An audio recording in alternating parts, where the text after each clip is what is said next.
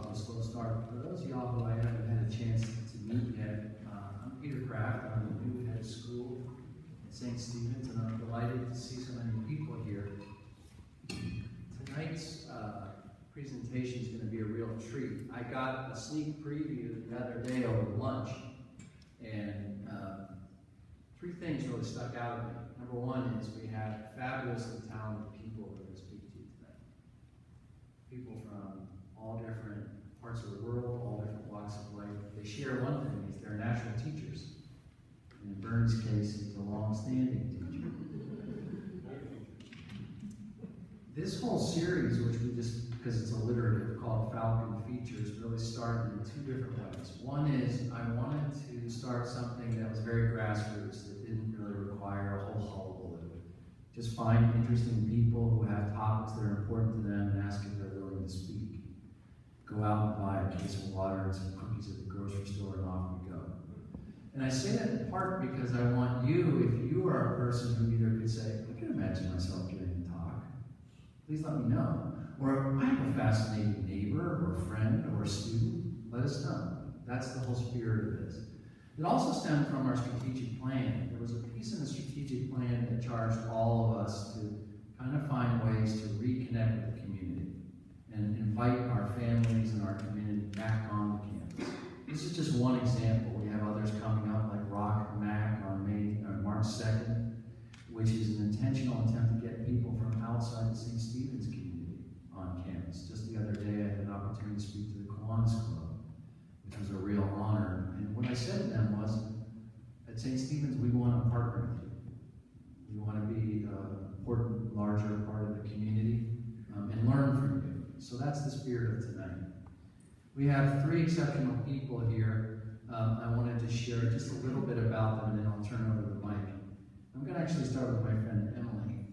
Emily Long is from the beautiful city, which I've actually been to. I didn't tell you that, Dalian in China. She then attended Auburn University in Alabama on a full scholarship, where she earned her MBA degree and Master of Science in Finance. And then after college, she became a project manager for a startup in Silicon Valley, and then a year later, joined Apple's leadership trainee program in Shanghai in 2015. She soon became a manager of a high-functioning support team there, as well as a community engagement team at Apple. And a few months ago, she left Apple to commence her own entrepreneurial journey. Emily, in my experience, is incredibly able. She's not necessarily the person who's going to put herself front and center, but her talents put her there anyway. I also want to introduce you to my friend Charles. Charles Duke graduated from St. Stephen's in 2019. He then went to the Northeast, where he studied at Boston College and enjoyed, among other things, its weather and economics. Absolutely. He joined Apple in Boston and then relocated to Shanghai in 2014. And in the next several years there, he contributed to their expansion in China and led a number of teams, including support, hiring, resource planning, training. He came to believe that the most effective learning is navigating through crisis. I think a lot of us can understand that. And in 2022, Charles too embarked on his entrepreneurial journey. He's aiming to create, and I'm going to quote this, the most innovative and engaging learning experiences possible. I think you're going to see that tonight. He loves philosophy, architecture, and I won't hold this against you, the Boston Celtics. And then many of you, or maybe all of you, know Bernie, but hopefully I'm going to do two things. I'm going to hopefully tell you something about Bernie you didn't know. I'm also going to fact check on at least one thing. So Bernie grew up in what he likes to call the great state of Connecticut, in a little town called Rocky Hill. He went to my father's alma mater, Trinity College, where he graduated with a degree in economics, and then enjoyed a 20-year international business career that took him to all 50 states and 25 foreign countries. How many of you knew that? All right. Over a 5-year period, he also worked with 3 financial capitals, New York, London, and Tokyo. And while in Tokyo, he married Marlene, the love of his life. This is what I'm fact-checking. Is this indeed true that he's worthy of you? He says he is. Is this accurate? Okay, good.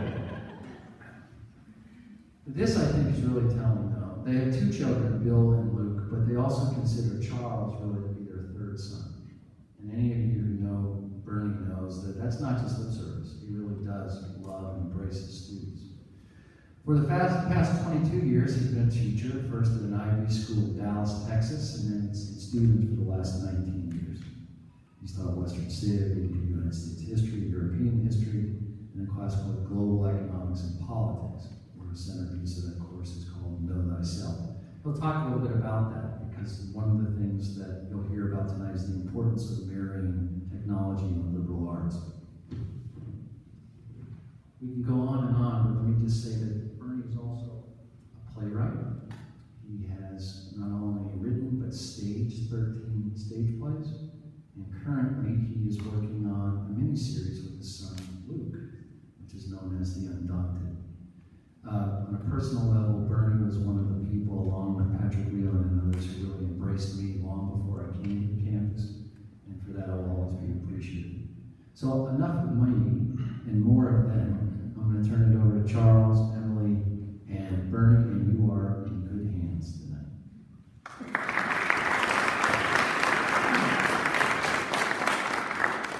I forget the exact year, I should know this because I'm pretty good with dates, but when Luke Gehrig said on the luckiest man on the face of the earth, I think he was wrong, or maybe he was right at the time, but I'm pretty sure I am.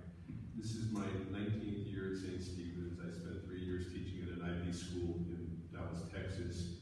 And that's after a very long and rewarding but tiring international business career, where there were several years where I traveled 250,000 miles in the air, probably more than some airline pilots. And I knew that wasn't sustainable. And I knew that I wanted to be father of the year, husband of the year, businessman of the year, and that wasn't going to work. So I went back to graduate school. I was actually getting my master's in humanities during these travels, and somehow I pulled it off. One of my professors, history professors, gave me thesis credit for my first play, which in my mind was brilliant on stage. It was almost good. So I was very grateful for that. It was called Casting Shadows, and it was a matter-of-day interpretation of Plato's Allegory of the Cave. I don't know what I was thinking and how I could pull it off, but someday I'll get back to that story. I have been happily married for 39 years. Do I get a thumbs up for that too? Yes. She would prefer that I spend more time changing light bulbs and writing plays, but that may not ever happen. We love our sons dearly, and Charles and Emily are now part of our family, and I can't believe how fortunate I am. I want to thank Mr. Kraft, and I want to thank Patrick Whelan, Mr. Forrester, Dr. Pullen, who had a great idea. Rather than trying to bring kids from China here, we should just do this camp for our own kids, and that turned out to be a real blessing. So I'm going to introduce Charles in a second. I just want to introduce, we're going to try to marry together two things which makes a lot of sense, entrepreneurship and artificial intelligence. But we're going to mix in there and put a context around that with the liberal arts education. It's very difficult sometimes to define what are the benefits of a liberal arts education, but a history professor I had once said, it lets you know a good person when you see one. And also gives us cause to pause before we speak, and pause and think. Aristotle said something, he's actually misquoted, but he said something to the effect that an intelligent person can hold two opposing ideas in his head at the same time and toggle back and forth between them. And I think that's a pretty good proxy for a definition for liberal arts education. I just have to do a shout out to Bobby Stinnell, who's one of my early students here, and Eric Schultz, another early student. We don't have a lot of grads here, and Leo Lee, who's a recent graduate. It's great to see some alum here. Bobby was he was my first study skills kid. Bobby was extremely bright. He lived in Boston, which he has the passage called wicked smart, and he just had a little trouble sitting still like I did, and so he spent some time. And when Bobby said, "I'm going to go to WashU," I got in and I'm going to study economics, I'm going to study accounting and engineering. I said, "Bobby, why? Why would you do that?" His father was a very prominent accountant in town. He said, "I just want the challenge." And I said, "Well, you're not going to have any fun. Those are two pretty demanding majors." And so Bobby came back after his first year and I said, "You still holding on?" He said, "Oh, I'm holding on." And came back at Christmas during sophomore year and said, "I'm not doing it anymore. It's too hard." So it was my first career advice for Bobby, and he's now an extremely successful accountant, and we're all very proud of him. And Eric is teaching here, so we know his life is good. So I'm going to hand it over now to Charles Duke, who's going to wow you with new school technology, and then after he's done wowing you, we're going to take a break, and then I'm going to bore you to tears with old school sensibilities, and we'll see how things go. But without further ado, my Chinese son, Charles Duke. Thank you, thank you. I would also like to thank Mr. Kraft and St. Stephen's for having me back. Last time I was here, Mr. Rivard has just as long as a beard. It's pretty magnificent.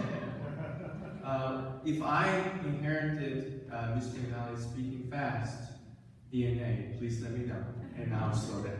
Okay, with no further ado, we'll go through my slides. Pretty quick, 30 So today we're here because we want to talk about artificial intelligence, entrepreneurship, and liberal arts world, right? And this summer we're going to bring to St. Stephen's, conveniently called a LEAP program. Yeah, liberal arts, entrepreneurship, and artificial intelligence.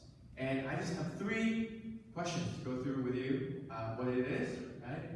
And why it's right for you, for our community, and how you can benefit from it. Let's start the first one. Right? We think an entrepreneurial experience or a simulated entrepreneurship experience without an actual MBA degrees would empower the kids to go from dreamers to doers.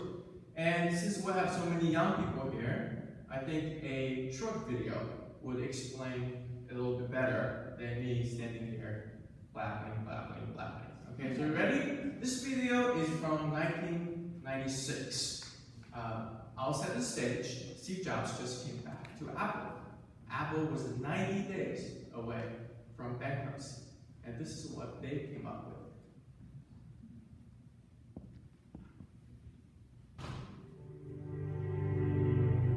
Here's to the crazy ones, the misfits, the rebels, the troublemakers, the round pegs in square holes, the ones who see things differently. They're not fond of rules, and they have no respect for the status quo. You can quote them, disagree with them, glorify or vilify them. About the only thing you can't do is ignore them. Because they change things. They push the human race forward. While some may see them as the crazy ones, we see genius. Because the people who are crazy enough to think they can change the world are the ones who do. Well, I personally think that's one of the greatest commercials of all time. No product was shown. Right? No benefit, no arguing against competitions, but it sets stage for what an outstanding group of people are going to do together. So 2 years ago, when I called up Mr. Yanelli and I said, I'm leaving Apple, he says, you are crazy! And I said, well, crazy, that means I have graduated from Apple, right?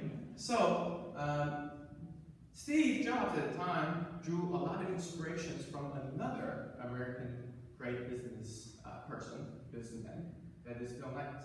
Right? Phil Knight used to say, it's hard to get something across in 90 seconds, but it's easy when you show Michael Jordan, right? And Steve showed like about 20 of them, right? So this has to do with our camp because Phil Knight was an accountant by training, the door-to-door salesman in his youth, right? And he was an amateur shoe designer. But all of this allowed him to touch every facet of business and became extremely successful. And we believe a 2-week camp, you can learn a lot of business functions in the organization, right? But the problem is, it takes a long time. That's why when I said no MBA required, all of you chuckled, right? It takes 2 years to learn all of this. Right? But the good news is, business looks differently now. You don't have to go door to door to sell. Most operations are digital, right? And we'll focus on 5 important ones. And even with such a focus, applying theories to reality still takes time, right? That's where AI comes to rescue. Let's take design, for example. We will embody design thinking in our camp. Right? We'll borrow some things from Theodore Ramp's 10 Principles of Design, maybe a little bit Bauhaus, just my personal preference. And the first stage, empathy, that is understanding the user's pain, right? Really empathize with them. And then define a problem with 5 whys, sometimes 15 whys.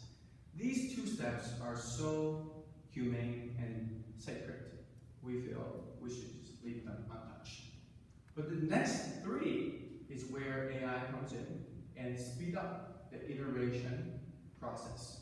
You can ideate, that is to brainstorm, prototype, right? Bring your ideas to reality, and testing, feedback, and revamp. And AI tools with the same amount of time can triple your learning and productivity. Let me give you a real-world example, Right? This is my cousin Kiki. And in this picture you see, there's nothing she likes more than cats and coffee. Who here share her passion? Cats and coffee? Only one person? Cats and coffee? Oh wow, I'm talking to the wrong crowd. Alright, so she decided to open her own cat-themed coffee roasting business, right? And she decided her first dollar goes to design and marketing. That's her distinguishing factor, right?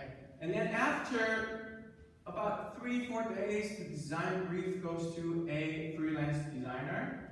This is what they came up with Photoshop. And then she called me up. She said, oh, Charles, I paid $500, $800. This is what I got. And we didn't even meet in person. It was a Zoom. I said, all right, AI comes to rescue. All right, 30 minutes later, this is what we have. This actually looked like our pet, right? It's in our favorite color, pink, a little more welcoming. And why stop there, right? We have so much more time left. Give it a hat, give it a suit, right? Give it a brand identity on the mug. And then we thought, why stop there? You already brought 2 of your favorite things together, cats and coffee, and why not bring in Wes Anderson? And this is what we did. Alright? So we saved $800, and then we have a brand identity, and we have a lot of other business processes, just like marketing and design, ripe for disruption by AI. Right? So now you know what it is. Our lead program has a liberal arts core, but also focus on prompt engineering, AI ethics, and using AI to discovering design. And we also have a liberal arts micro lessons. So there's so many of them. I can only fit so many on the screen. And if you have questions about any of them, please ask questions during Q&A, right? And lastly, it's a business adventure. So we will go through startup playbooks, write the business plan, and then actually have the prototype simulated in AI to see whether it's feasible or not. Next, we hope it's accessible to everybody. No coding language required, okay? Next, we want to talk about why is it right for you, right? Or your family. So let's take a step back. I was here, 15 years ago. Thank you for the gentleman for calculating with me. Running for student government. I understand it. I take a step back and really understand it. Going to high school can be difficult. Juggling between different priorities can be difficult. And I thank you for squeezing out your time and be present here, right? And it's even more difficult for parents at the time. When you forecast the next 1 year, 5 years, 10 years, N years. This slide's for Miss Bulletin, N years, right? And some of the things will stay with you and should be always a priority, like bonus, right? Other things will stay with you for a long time, like academics.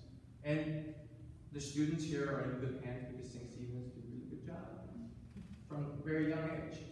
And other things comes in bursts and they're very intense, like college application.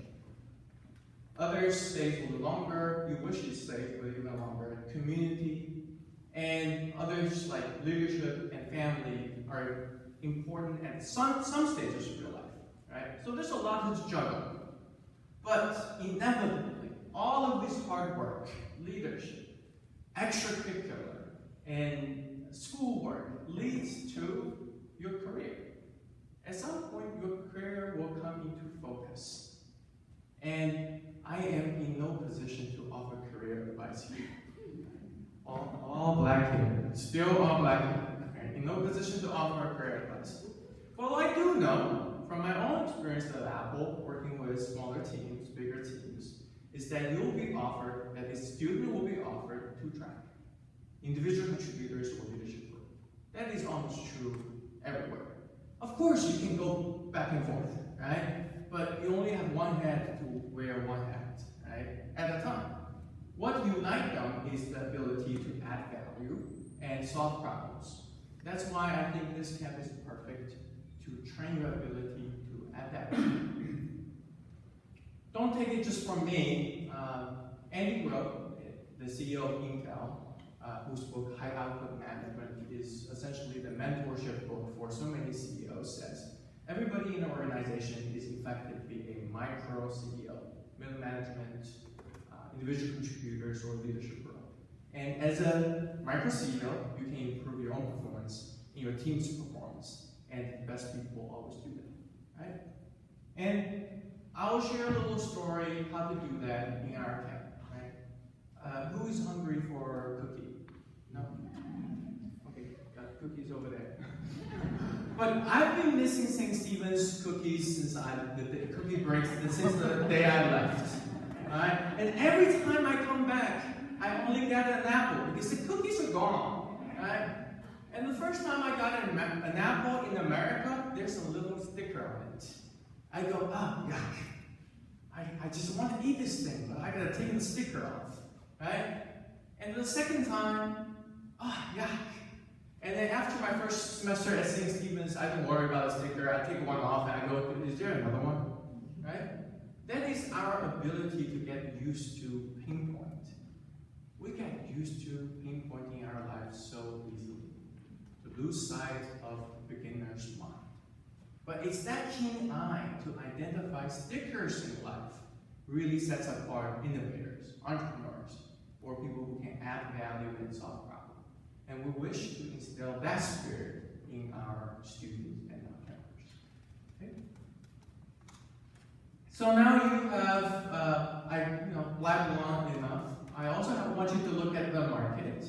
Hopefully this is not the first talk about AI-related program. You've heard so many, right? We've seen so many offered by universities around the country. They focus on two things. One is the scope. They could go from very specific program, specific type of language, to very broad use cases. Or theory. How does it work? Why does it work? I'll give you a secret. For LLM, we don't know how it works. To practical, right? How do you apply this in our lives?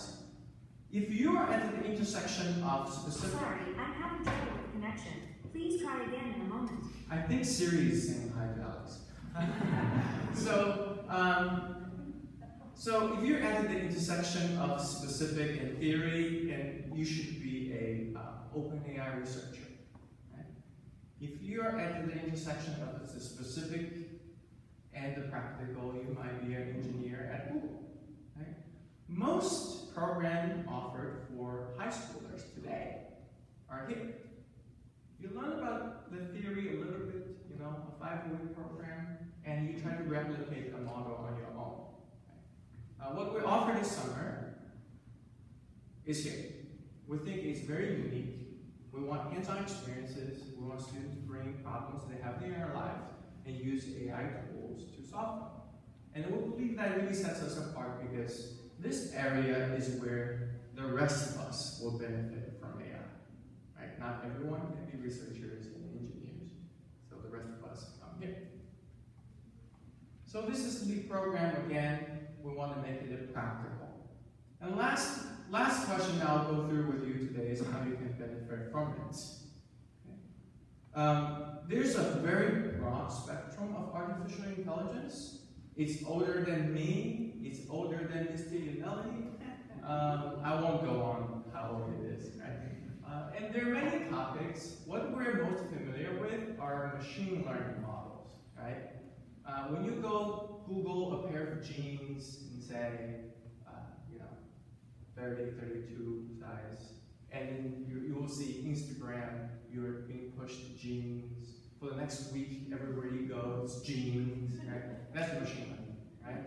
And we also have a subcategory of machine learning that's called deep learning. Rather than giving rules to the machines will discover rules on their own. Right? We can go into details, but you have to join the camp first.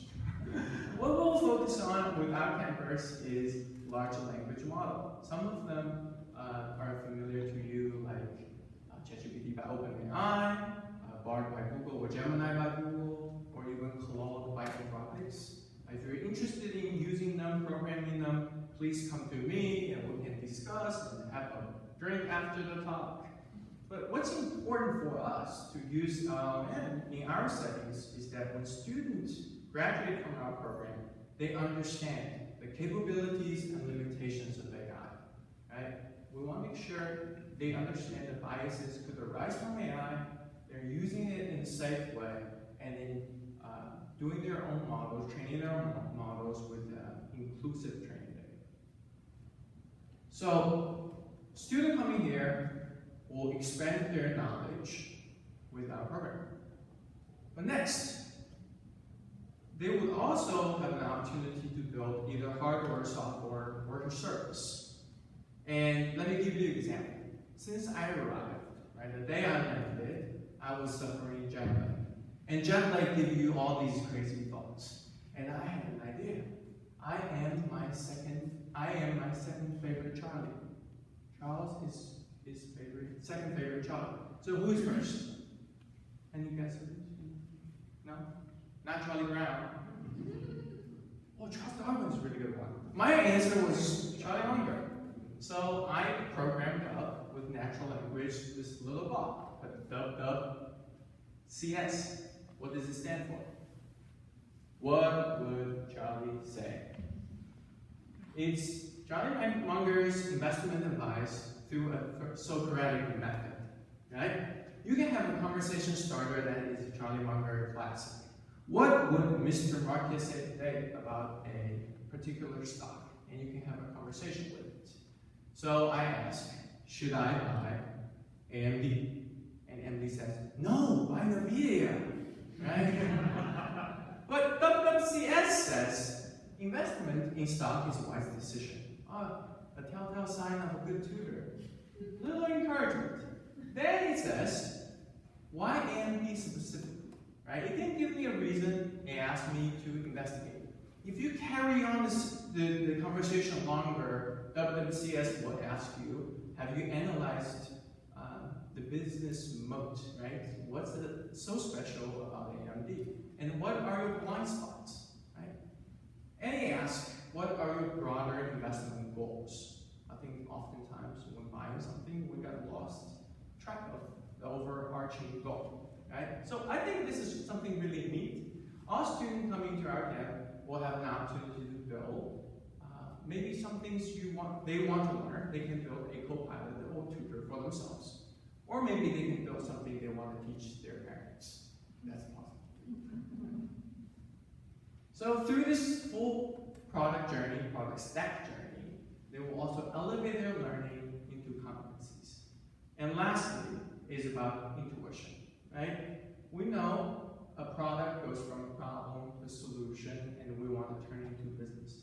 But not all problems are equal, not all businesses are equal. Here's a little story to illustrate what type of business we want the student to run at this camp. This lady is Susan Cairn. Does anybody know who Susan Cairn is? I'm sampling. Okay, good. You won't get bored for the next 2 minutes. Okay.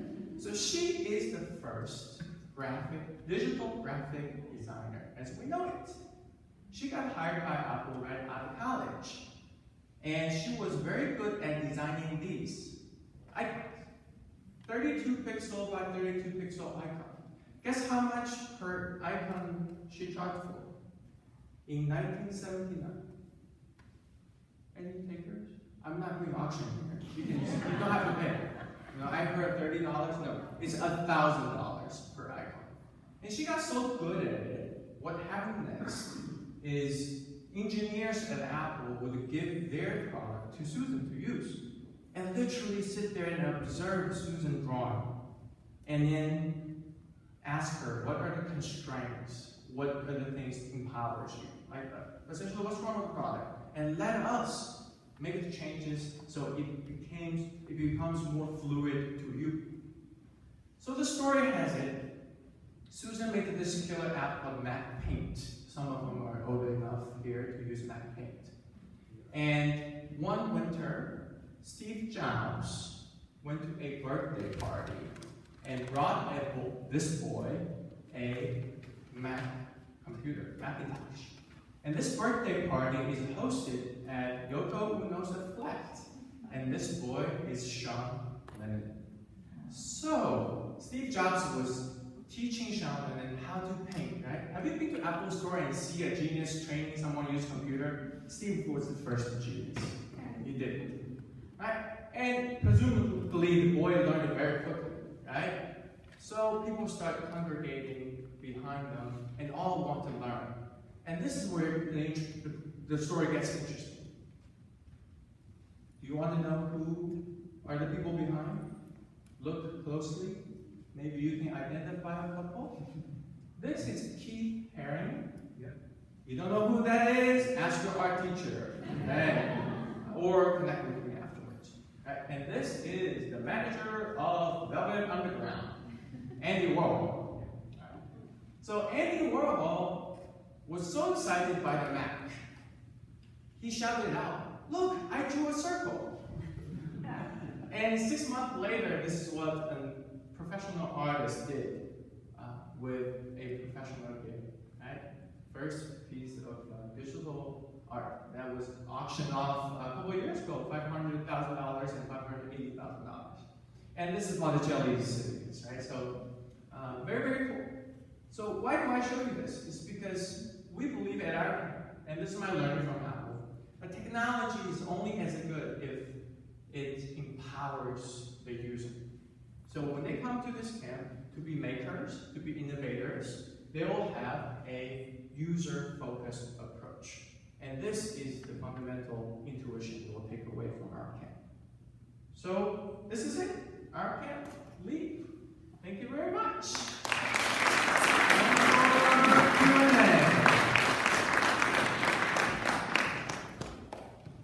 Any questions? Any takers? First takers get a cookie? Yes. So AI in general, like, I mean, I'm excited about the idea of just to kind of play devil's advocate. How would it increase like independence and independent thinking? That it's kind of like a bot that does everything for you.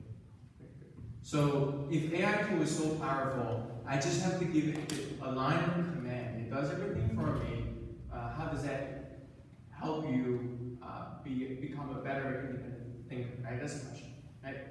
So I think the society still has a distance to go to figure out how to implement AI. I'll be honest first, right?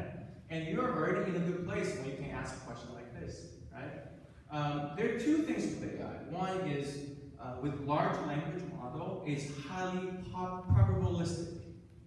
When you do a autocorrect, when you type something on your phone, right, it predicts what comes next.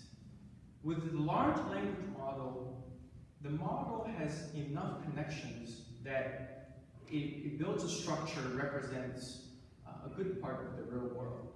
So that's the magic. But if you ask AI the same question 1,000 times, you get a variant like every time, right? So that's called a reliability issue. And that's the issue we'll address at this camp. Another thing is hallucination. Well, Jeffrey Hinton, the father of backdated propagation, would say it's a feature, it's not an issue, because AI is trained on human data, human communication. Lying is very necessary, right? In Interstellar, Christopher Nolan wrote this robot, and the robot says, and Matthew McConaughey asked, what's your truthfulness setting now? He says 80%. Being 100% is never diplomatic with human beings. Right? So it might be a feature rather than a bug. But the most important thing is, let me give you an example. Mr. Yanelli asked the same question too, and you know how hard it is to win the argument against him. So I would like to build a bot during this summer that always give you, we actually have a name for it, it's called on the other hand, right? When you give a argument, or when you write something you want AI to optimize, it always argue against you, give you a counter argument. So you have to learn to either strengthen your argument or to strongman your argument, right? So I think that hopefully that answers half of your question. Any other questions or comments? Or In full disclosure, my students are here. They only get extra credit if they ask me questions, so I'm keeping. Whoa! Yes, sir.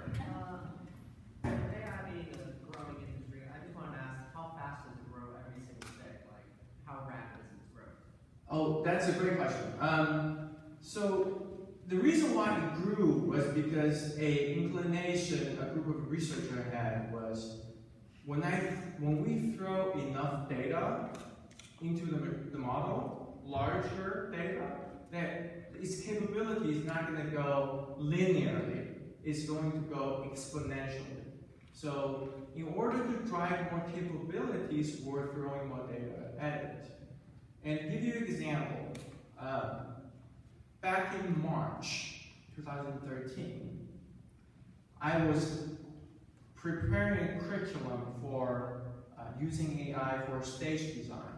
And we couldn't do any human figures because these human figures would have 10 fingers on one hand.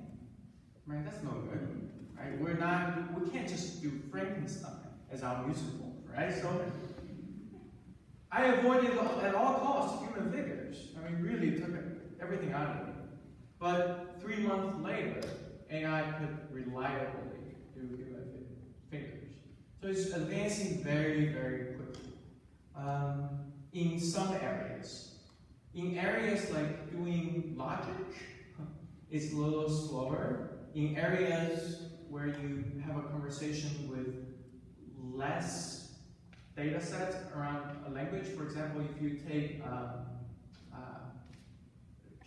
Catalonia, like a branch of the Spanish language, there aren't a lot of things written in that, so the capabilities will lessen a little bit.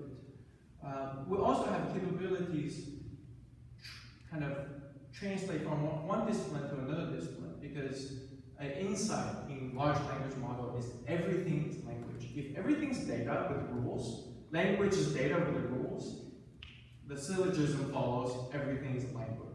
So, painting, voice, architecture, everything's language. So, it's really fast. Yes, there's a question there. Last time.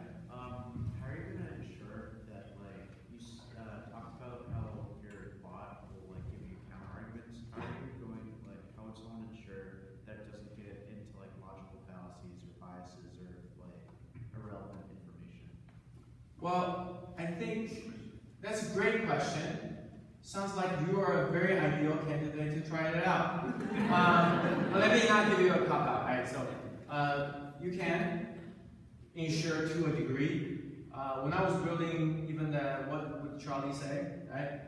It gave me advices at the end were very similar to Charlie Munger, but not exactly. So it's an iteration process. It's almost asking, how do you ensure a piece of software doesn't have a bug? Well, you can't. If it does, all of us engineers will be out of jobs. So you can to a degree, but you can't completely. Where do you see the future of AI in the professional world? If I would know, I wouldn't be here. Right? White House would kidnap me, but I mean, Mr. Yanelli will talk more about technological disruptions, and let me show you this little picture.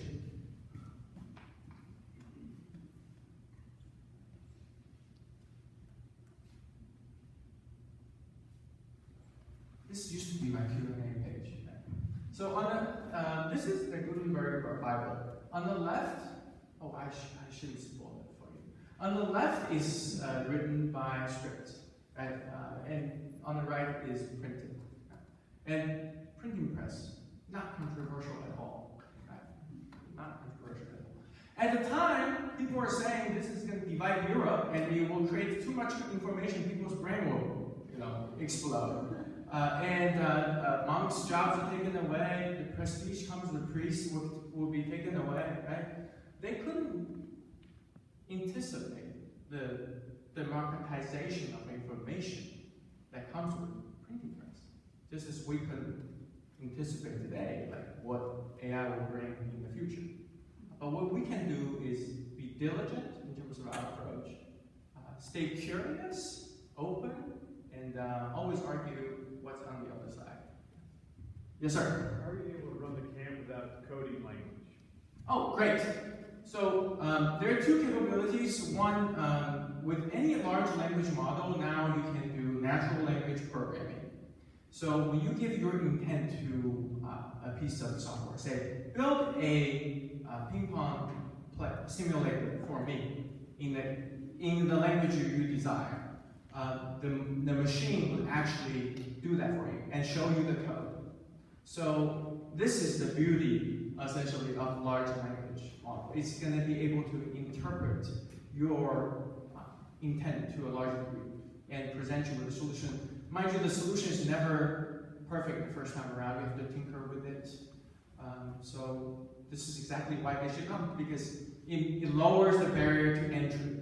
So students will be focusing on problem solving rather than which library I should infer. Like what syntax error should I, worry about? Which curly bracket I should use, right? So this is exactly why this is appealing. Yes. But at the end of the day, this higher level processing is still a binary process that AI uses. Yes. Yes. Nothing more than that. Yes. It's a really great question. The reason why not a lot of companies can train a large language model now is because it's super expensive. You need the best GPU NVIDIA is making. You need a lot of data.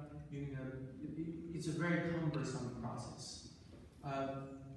Us human beings take a lot of things for granted. We're very good at learning, right? For example, if you've seen a new sandwich at a sandwich shop, you immediately recognize it's a sandwich, right? KFC has a double down sandwich with no bun, just a chicken. Human goes, well, it's not really a sandwich, but you call it sandwich, I guess it's sandwich, right? When AI look at it, I said, what is this? You need like 10,000 maybe, or even more training example to give to an LLM to train it to recognize that. So this is not a few shot learning, we're very good at intrinsically recognizing a pattern where machines need a lot of data. But data is still essentially zeros and ones to answer. Charles, I see CFC Wednesday grade book here, so. Yes. How long does it take to train larger scale AI engines such as ChatGPT, and what is really involved in that training? Oh, this is a big question. I'm not even sure I can answer that completely at the camp with 2 weeks. But to shorten things, the first discovery of AI being able to detect human tonality, like are you speaking in a positive voice or negative voice, took all of Amazon's review ever written just to achieve that one function. So it takes a lot. We have time for 2 more questions. Okay. Yes. I like repeating questions. With rising things like deepfakes and AI voices, how worried do we have to be about losing grasp of what's reality and what's fake by AI? Well, a lot of agencies are trying to do, for example, creators credential in the image pipeline, trying to put digital signatures so you know it's not fake. It's a huge risk. That's more for government and regulators to worry about. I think in the scope of a student, it's really to understand what are the capabilities, what are the limitations. You're speaking of a danger, which is also somewhere there. So we can spend all day worrying about our life being destroyed by robots at some point, and while we worry about that, we can also take a break and say, oh, maybe I can do something with it too. So I think we're able to swing back and forth. Yes, ma'am. So I think specifically for Cam, hearing you say that, like, let's say just like my child wants to design a better hamster cage or something, like she sees a problem. So that would be something she would bring, and then everything she uses AI tool just to see, like I'm trying to picture like my Yes. child coming and what. So usually a prototyping process takes weeks, right, to build it. You build a hamster wheel. How long? How big the radius is? How fast can it turn? Is it enough inertia? Does it spun out of control? Right? How many guardrails do you have to have? And, you know, what color could it be? Right? And what type of design we want? Right? Could it fit 2 hamsters? Right? So all of these can be done with digital prototyping, which is a little faster. And when you are ideating, when you're thinking about your design process, there is a conversation, kind of like starter, or a tutor, a designer tutor, that there to align your thoughts, align against reality. And when you're really ready to prototype, and then you can do a little bit faster. And if you want to mass produce it, then that's a business issue. You can use AI to forecast how much demand do I need, how much copper do I need, you know, and how should I write a really nice slogan for this enhanced hamster wheel.